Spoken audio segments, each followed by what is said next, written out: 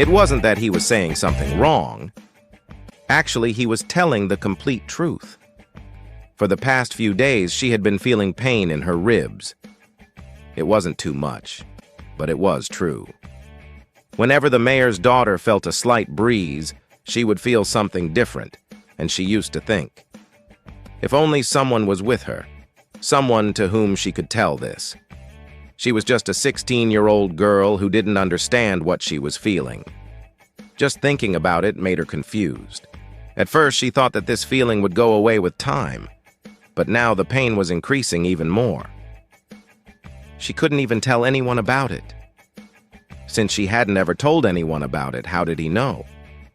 She had come to this school thinking that by solving her problem, she would be able to focus on her training. David softly said, "I am a teacher. I can tell just by your posture." The truth was, it's impossible to tell something like that just from someone's posture. The library of heaven is truly a magical gift. As long as someone has a flaw, it will be recorded in their book. Whether the flaw has anything to do with karate or not, and since he had read all the flaws, he was surprised. "Is there any cure?" Grace asked, lowering her head in shame. She had come to catch his trickery, but here she was, feeling embarrassed herself. "There is a way. Come to class tomorrow, I'll tell you there," David said by stepping back. Grace was truly astonished. She knew very well about her pain, which is why she was always angry and irritable. She thought there was no cure for this problem. She had never even dreamed that a teacher at school would understand her pain so easily and even offer a cure. David said in a firm voice, "If you don't trust me, you can learn from another teacher." Grace quickly said, No, I'll learn from you." It had only been 2 days since she had come to the school. No doctor had been able to tell her the cure, but David had figured it out in just one glance. He was indeed a good teacher. David looked at Magical Eye Pearl and asked, "Do you still want to keep her?" pointing his finger at her. Grace now remembered Mani. "Let me explain about Mani. Its another name is Mani. It's magical. Mani, it's like spy camera in today's world. The Mani's same work at here. All the things that had happened here would now be recorded inside Mani. If anything from this spread in the school, she wouldn't be able to show her face anywhere." No. She applied a little force and broke Mani. Then she looked at David. Was he angry?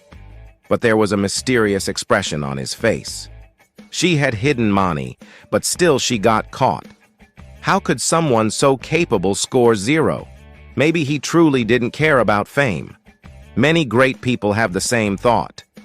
With this thought, Grace removed David's name from the list of deceivers in her mind and added it to the list of the world's greatest experts.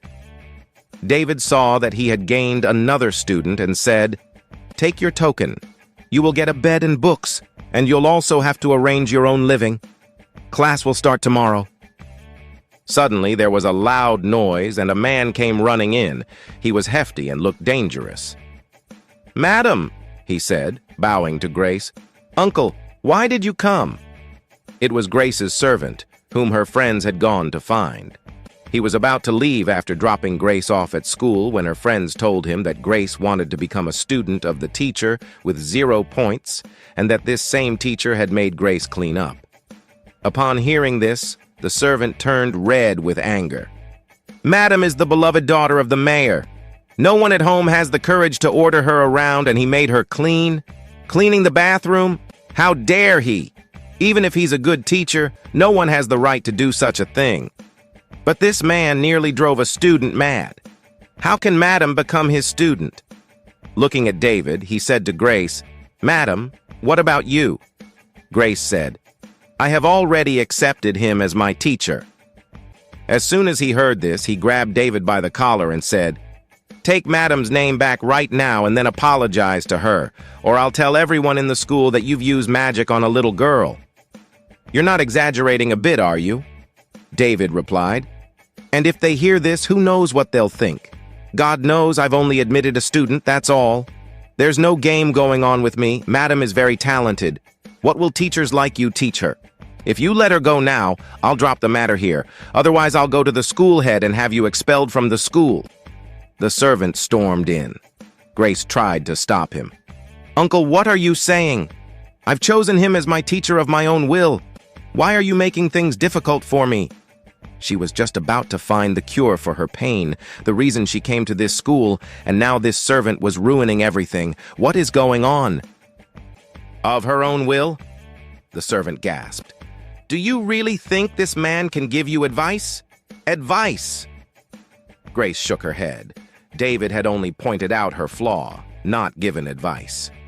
"No," the servant continued. "Grace, stop it now."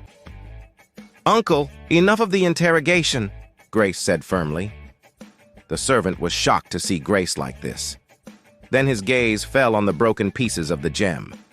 Seeing them, he became furious. You cheat! What have you done to Madam? Do you think I'll let you live?" Boom! The wind began to howl in his anger, and the ground started shaking. "What did I do?" David was dumbfounded, seeing the servant so furious. He could understand why this misunderstanding had grown. After all, without giving any advice, he had convinced Grace to become his student, and now she was feeling embarrassed. The broken pieces of the gem, its mean money, were scattered on the ground, clearly showing that there was an attempt to destroy evidence. All of this pointed to the fact that something was wrong. David was being called a pervert, madman, and shameless, among other things. "Uncle, what are you thinking saying all this? If you keep talking like this, I won't tell you anything further," Grace said. Seeing the servant so angry, it wasn't hard to guess what he was thinking. She was mortified with shame. She was still young, and such rumors could ruin her reputation. At Grace's scolding, the servant had no choice but to calm down. "Madam," Grace said as she left the classroom, "let's go and make arrangements for my stay. I have to come to class tomorrow." Grace didn't want to reveal her flaw under any circumstances. If they kept interrogating her like this, she would have to tell. How could she tell anyone such a thing? When she could find no other excuse, she could only say that she had chosen David as her teacher on her own. The servant cast a disgusted look at David and followed Grace. He still wanted to kill David. If Grace hadn't stopped him, he would have done so already. "What did I do?" David wondered, baffled as the servant glared at him. "I've only taken in a student. I haven't committed a crime." The servant spoke as if David was the root of all evil. David hadn't done anything wrong. "Never mind, there's still time. Let's see if I can find more students. The more there are, the more resources I'll get." The teachers at the school were on different levels. Each year they were evaluated based on how many students they had, how much the students had improved, their results, and other such qualities. The higher the level, the more resources the teacher would get, and their students would benefit too. This meant that both the teacher and the student would be able to advance to the next level together. If he wanted to improve, he had to keep gathering students. "Don't be sad, Dave. Only Verma Sir rejected you. You can still find another teacher." Two boys were standing on the sidewalk talking. The one standing in front was comforting the other. "Patrick, you became his student, so you don't know what it feels like to be rejected," Dave said, frowning. "Don't say that. There are many good teachers at this school, not just Verma Sir. If not him, then become someone else's student. Verma Sir isn't the only one." "That's easy for you to say. We've been learning how to throw spears since childhood. Now it's become a part of our body. We can't learn a new technique. Verma Sir is the only spear expert at this school. He accepted you as his student and rejected me. How can I not be sad?" Dave said in despair. Patrick didn't know what to say. The school had different teachers with expertise in different techniques. Some were experts in posture, others in swordsmanship. Verma Sir was an expert in spears and one of the best teachers at the school. Both had applied, hoping to become his student, but one passed and the other failed. It was natural for the one who failed to feel sad. "Look, there's a class over there. Let's go check it out," Patrick said, trying to cheer Dave up. Dave refused. "I don't want to go." "Come on, just take a look. What if this teacher also knows how to throw spears?" Patrick persuaded him. "There's no harm in checking it out." Dave didn't want to go, but he still followed his friend. "Let's go." David was sitting in that class, just about to go outside to look for more students when he saw two boys coming in. Patrick said, "Hello, sir." David, surprised, replied, "Are you here to meet the teacher?" Patrick continued, "Yes, this is my friend. He's very talented, especially in spear throwing. Since childhood, he's participated in many competitions and has won all of them. I hope you'll accept him as your student." Dave pulled Patrick's hand and whispered, "Patrick." Patrick turned back and asked, "What?"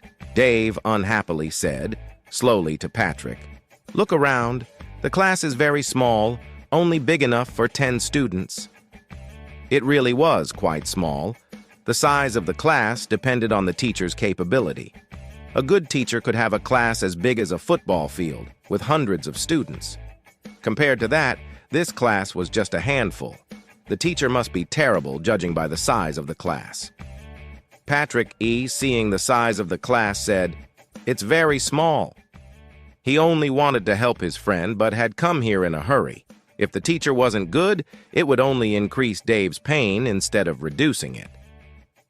Unaware of the conversation between the two friends, David said, "Show me your technique." Seeing the expression on Dave's face, Patrick tried to encourage him. "Now that we're here, let's take the sir's advice. There's no harm in it. If the advice is useless, we'll leave." Dave nodded. Except for the most famous and capable teachers, when teachers tested the students' talents, the students also tested the teacher's capabilities. After thinking for a moment, Dave took out the spear he had strapped to his back, joined the pieces together, and made it whole. The moment he took the spear in his hand, Dave's stance changed.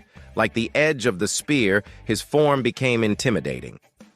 As he swung the spear, the wind began to rumble. Experts could be identified by their first strike. Dave wasn't very powerful, but he wielded the spear exceptionally well.